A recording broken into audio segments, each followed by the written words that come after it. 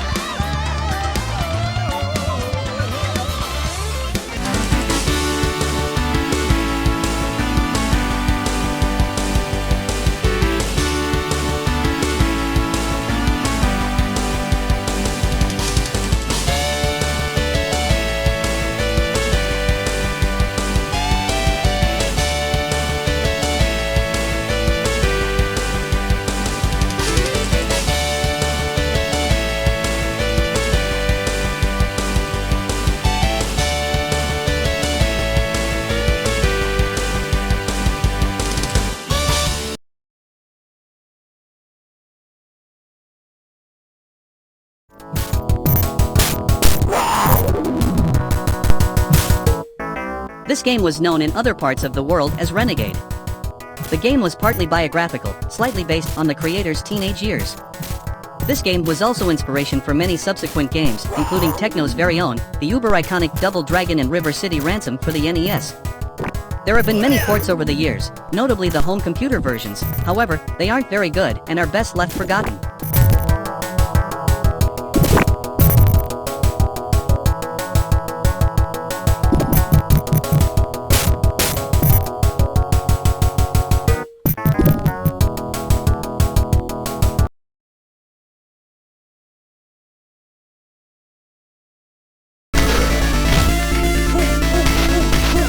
Ninja Gaiden is a slow-paced brawler with some interesting fight mechanics.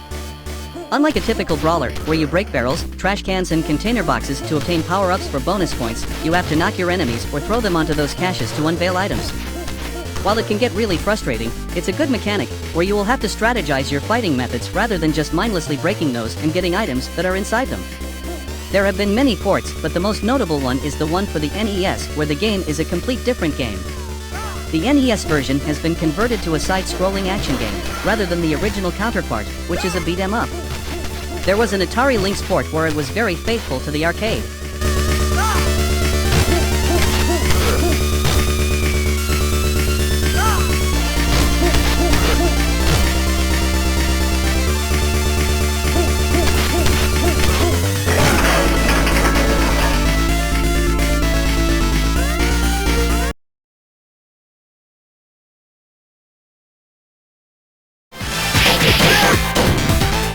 When you think of Irem, typical image that would come into your mind would be shooting games and not a brawler. There have been couple of side-scrolling fighters in the past, like Kung Fu Master and Vigilante, but nothing quite like Undercover Cops. They haven't reinvented the wheel by producing this game, but it really stood out for its gorgeous, detailed graphics.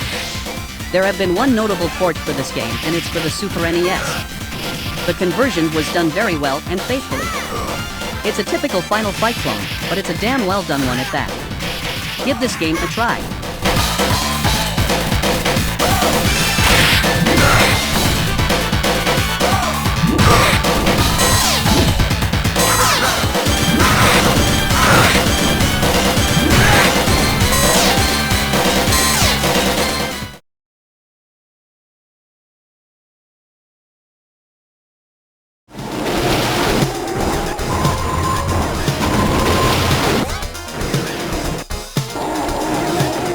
I guess you can say this is a spiritual sequel to Golden Axe. Spoiler alert, we will get to that game later in this video.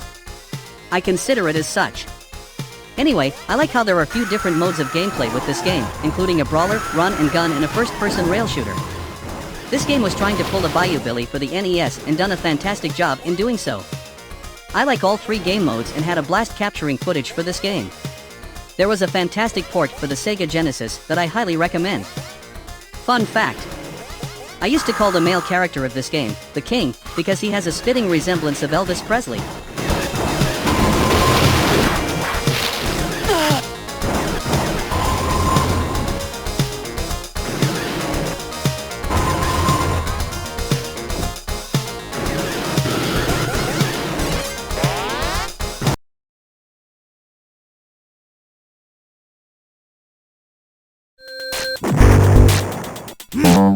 Double Dragon. This game could be considered the game that started it all. The brawler revolution that all Gen X can appreciate. This game gained fame and notoriety for 2 reasons. One, as I have stated earlier, that this game is the game that started the brawler revolution. Second would be the unbearable, egregious slowdown this game was well known for. Thankfully, the more recent iteration of this game, Double Dragon Trilogy for various platforms, fixed all slowdowns. I highly recommend it. It's only few bucks on Steam. But as far as the ports are concerned, there have been myriad of conversions, including 8-bit home conversions and legacy consoles like Atari to NES. The one that I am mostly familiar with is the NES version. I honestly love that version with powering up system. I used to play the living shit out of that game growing up. I still play it to this day.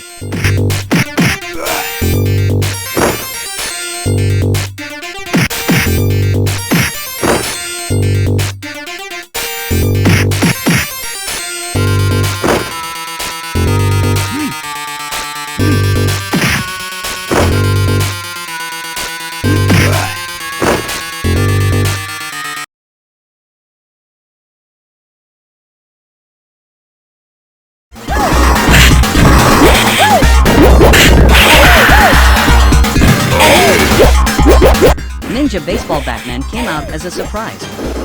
I recently discovered this game back in 2018, as I was playing main for my Raspberry Pi 3 Plus. At first, I was extremely put off by the way the game was presented, with a cute, colorful look. But once I played it, I realized that this game was an incredible gem that I regret not knowing sooner. Don't let the cute look of this game fool you. This game is extremely addictive and is very fun. There are so many moves, and not just your typical attack, jump, and special moves. There are juggle combos that you need to master, air moves that aren't exactly obvious to figure out. This game surprisingly never sought any port release to home consoles. If you have never played this game, let alone heard about this game, which is very understandable, I highly recommend you play this game via main.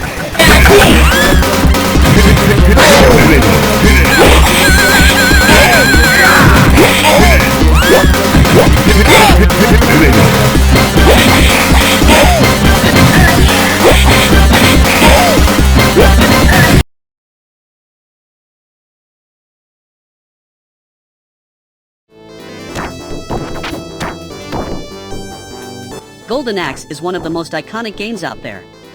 This game has increased the standard notch by quite a bit in terms of beat-em-ups. This game was an answer to the immensely popular Double Dragon, which was featured earlier in this list. You can immediately tell that a certain movie that was directed by the great John Milius was a huge inspiration for this game. Hell, you can even hear some voice samples from the movie in this game. This game was ported over to many home consoles, but the one I am sure you all remember is the Sega Genesis port. It's a fantastic port. This is an awesome game.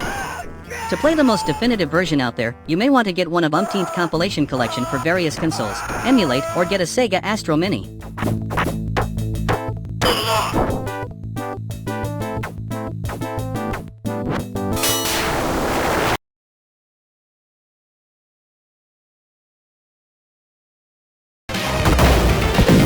If you grew up in the late 80s and early 90s, you should be familiar with the cartoon and those Playmate TMNT toys. I still have the Donatello and Michelangelo toys somewhere in the garage. This arcade cabinet had such a presence, it's easily noticeable with the blaring Ninja Turtles title song playing from the arcade cabinet. I get really excited and I would automatically gravitate towards the direction of the music. I wasn't very fond of the first Ninja Turtle game for the NES, released under Konami's dummy company Ultra, but they would port over a faithful legit port of the arcade game soon after. This game also saw many home conversions, including some 16-bit computers, and later, the game was digitally distributed by various online stores. If you want to experience the best version, you should either emulate or get one of the digital downloads and play it. I am starting to sound like a broken record by this point.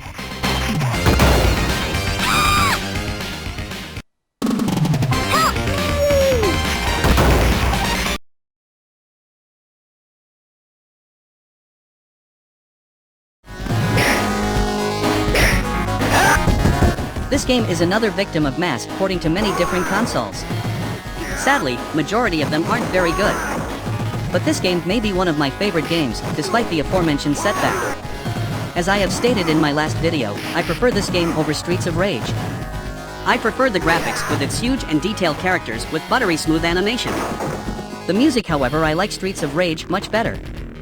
This game, in my opinion, took an old formula of Double Dragon and beefed it up really well, hence is why this game is so high on this list. Despite the reputation it got, the Super NES version of this game I thought was fantastic. The Sega CD version came out after little over 2 years, which is a fantastic version. The music on that version is really damn good. If you want to play a definitive port, it won't get any better than the Sharp X68000 version, but I don't think it's good enough to buy a $3,000 home computer just to play this game. Just save your money and emulate. Or get a Capcom home arcade.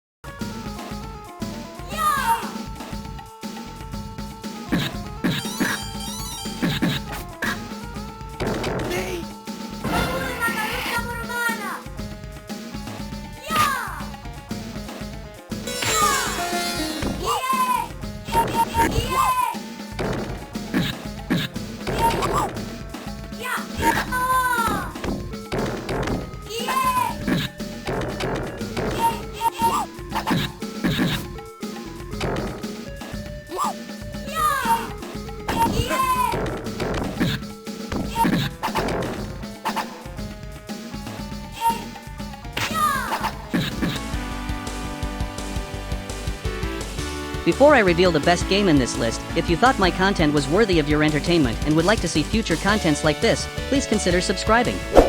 While you're at it, hit the like and notification bell to be notified of future contents.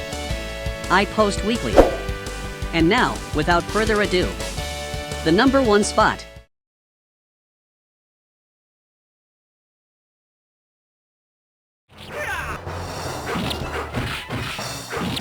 This game is one of my absolute favorite games.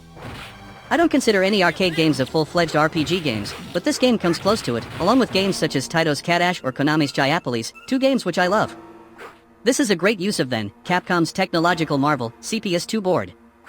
Part of the reason this game is one of my favorite is because of how close this game is with the source material. There were a few port of this game, the most notable being Japanese Saturn exclusive version. It's a fantastic port that utilized the 4 meg RAM card. There have been some complaints that even with the RAM card, the loading was still very slow. I do notice a little difference, but I can tell that the overall performance has increased. Fast forward to 2013, Dungeons & Dragons, Chronicles of Mystara Collection was digitally released for various formats including the Wii U, PS3, Xbox 360 and Steam. This is the definitive licensed version since the game doesn't rely on a 4 meg card to boost performance. I have the PC version and honestly, I should have just saved my money and emulated it. Anyway, if you haven't played this game, you owe it to yourself to experience it.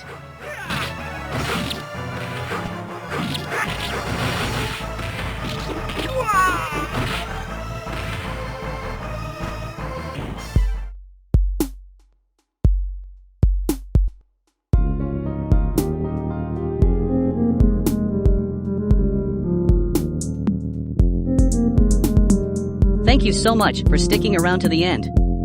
Did I hit the mark? Do you agree with the list? Tell me in the comment section if there are games I have missed. Just keep in mind that this won't be the final list of arcade beat-em-ups. This is just a taste of what is to come. There were so many games that I had to truncate the list down to 10. If you enjoyed this content and thought it was worthy of your subscription, I implore you to consider subscribing. While you're at it, give that like button a love tap and hit the bell for notification of new uploads. This is the only way my ill-whittled bitty channel can grow. Now, I am going to take my editor out for a walk. He's been holding his pee for hours on end, trying to finish this episode. In the meantime, this is Momo, signing out and wishing you a fond sayonara.